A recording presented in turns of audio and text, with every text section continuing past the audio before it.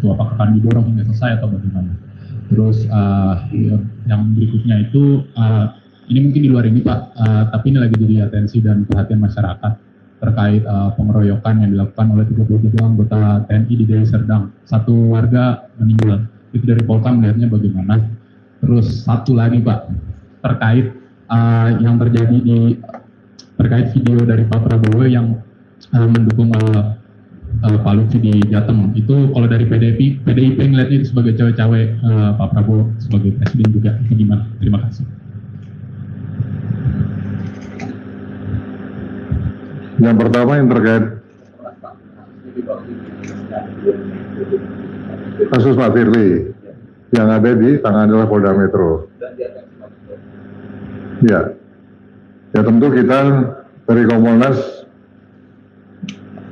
yang pertama menghargai ya, kita harus menghargai langkah-langkah hukum dilakukan oleh Polda Metro dan Mabes Polri. Tentu Polri mempunyai alat-alat bukti yang harapannya tentu mempunyai terkait dengan alat bukti yang terkait dengan pasal-pasal yang dipersangkakan, dan kita menunggu saja apa perkembangannya seperti apa. Apalagi ini Kompolnas baru dan kita akan mengikuti dinamika perkembangannya seperti apa.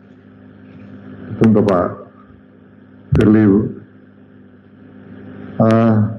kita sangat mengedepankan aspek pembuktian, dan itu memang kita tahu tidak mudah, dan kita tunggu saja nanti perkembangannya ke depan akan kita sampaikan secara terbuka ya. Yang kedua yang terkait dengan kejadian di Deli Serdang, memang betul telah terjadi insiden yang melibatkan oknum anggota Yon Armet gitu dengan warga desa Cinta Adil, kecamatan Biru-Biru, Deli Serdang di Sumut. Situasi saat ini sudah kondusif, adapun latar belakang yang menjadi penyebab ini masih dalam penyelidikan dari pihak Pomdam Bukit Satu Barisan bersama kepolisian setempat. Nah, proses hukum saat ini sedang berjalan. Ada beberapa oknum anggota Batalion Armet yang diproses begitu. Dan keterangan dari Pangdam Bukit Satu Barisan telah menjelaskan bahwa prosesnya akan digelar secara transparan sehingga publik bisa mengawal dan mengikuti perkembangan kasusnya, dan akan dijamin dan dipastikan bahwa para pelakunya yang terbukti bersalah akan ditindak dan diberi sanksi sesuai dengan ketentuan yang berlaku. Kira-kira seperti itu.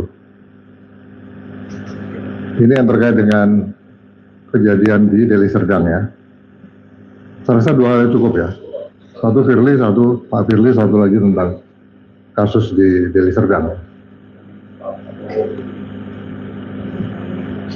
Oh, masalah kemarin kan sudah dijelaskan itu, yang untuk terkait pilkada serentak ya.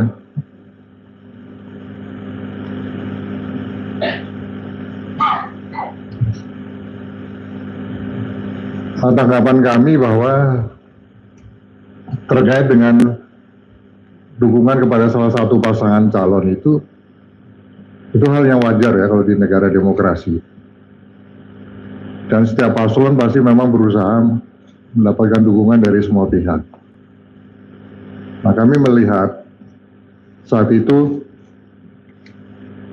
kapasitas beliau kan sebagai tuan rumah. Ada tamu yang datang, kebetulan paslon minta dukungan. Ya, sebagai tuan rumah kan tidak mungkin beliau menolak tamu datang dan memberikan dukungan. Dan paslon manapun juga pasti beliau juga akan terima manakala memang membutuhkan dukungan, datang kepada Pak Presiden dan membutuhkan dukungan. Saya pastikan pasti beliau akan memberikan dukungan. Apalagi Bapak Presiden di dalam pernyataannya belum menekankan bahwa keputusan akhir untuk memilih paslon siapapun juga itu ada di tangan rakyat atau pemilih. Gitu. Kalau pertanyaannya apakah sesuai aturan boleh atau tidak, maka jawabannya dari sisi aturan yang kami lihat tidak ada hal yang dilanggar. Di negara lain pun kita melihat juga hal yang sama di negara demokrasi maksudnya. Di Amerika secara terbuka presiden itu mengendorse salah satu paslon tertentu. Tetapi yang patut kita puji dari Bapak Presiden, beliau tidak mengarahkan struktur negara ini untuk bergerak memenangkan salah satu paslon. Tidak. Dan menyerahkan sepenuhnya pada rakyat untuk memilih paslon manapun, kan kira-kira begitu. Kira-kira ini ya.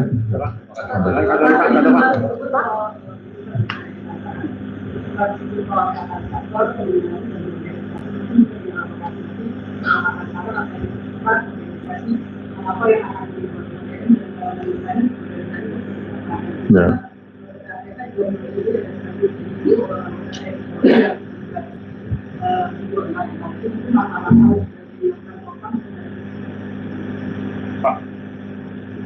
Kita tahu bahwa pengaduan masyarakat atau komplain, manajemen komplain ini perlu kita benahi. Saat ini memang pengaduan atau komplain pada Kompolnas kan sangat banyak, overload lah gitu. Sehingga perlu ada penguatan di dalam penanganan komplain. Jadi manajemen komplain ini kita tingkatkan kemampuan dengan cara memodernkan sehingga trust ini menjadi terbangun ya, karena respon kita bisa menjadi tepat dan kita bisa menjadi lebih tuntas dalam penanganannya. Di bidang struktur organisasi juga demikian, karena masih banyak sarana prasarana yang minim gitu, sangat terbatas, sehingga perlu penguatan, penambahan dan pengembangan, baik itu sarana di bidang infrastruktur, mobilisasi, termasuk juga untuk di bidang penganggaran dan lain-lainnya. Kira-kira itu yang perlu kami sampaikan. Pak, untuk Kompolnas, Pak. Ya, kami ada desk judi online yang nanti semuanya muaranya ada 20 koja yang memang akan turun untuk menangani hal itu, karena Bapak Presiden sudah memerintahkan pada semua instansi jajarannya tidak ada toleransi untuk kasus korupsi, termasuk judi online. Nah, kita tahu kalau untuk judi online ini memang ada beberapa harapan yang kepada Polri sebagai leading sektor. Dan kita tahu saat ini Polri sedang bekerja keras untuk mengungkap sekaligus melakukan penegakan hukum terhadap aktor-aktor aktivitas infrastruktur judi online baik dalam dan luar negeri. Tetapi kita juga tahu bahwa kejahatan judi online ini transaksinya kan memang cross border, artinya lintas negara, sehingga terkait dengan proses investigasinya itu kita harus bekerja sama dengan counterpart, artinya counterpart negara lain, di mana negara lain ini juga ada yang melegalkan masalah judi, sedangkan kita kan tidak. Nah, ini yang perlu perundingan tidak hanya bilateral saja, tapi multilateral. Sehingga perlu waktu untuk itu. Nah, termasuk juga di dalam negeri kita terus harus menggaungkan tentang risiko-risiko bahaya daripada judi online dengan menutup simbol-simbol akses online dan sistem pembayarannya di setiap bank yang bisa untuk jadikan sebagai uang jaminan untuk kita bisa main judi online itu.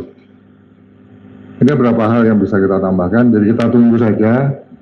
Rekan-rekan Polri sekarang sedang bekerja keras secara terpadu dengan kita dan beberapa instrumen pemerintah agar lebih cepat lagi kita menghasilkan kerugian-kerugian negara maupun korban-korban dari rakyat di bawah ini yang banyak terkena ya, baik itu dari kalangan kelas bawah, masyarakat bawah masuk kami, termasuk juga guru dan ibu rumah tangga dan sebagainya. Saya rasa cukup ya. Terima kasih. Bagaimana koordinasi untuk peran Kompolnas dalam ini Pak, dalam penyelidikan yang dilakukan oleh Polri?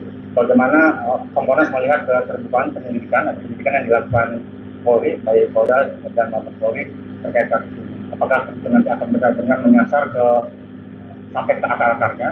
Itu satu. Dan kedua, untuk Kompolnas yang baru ini Pak,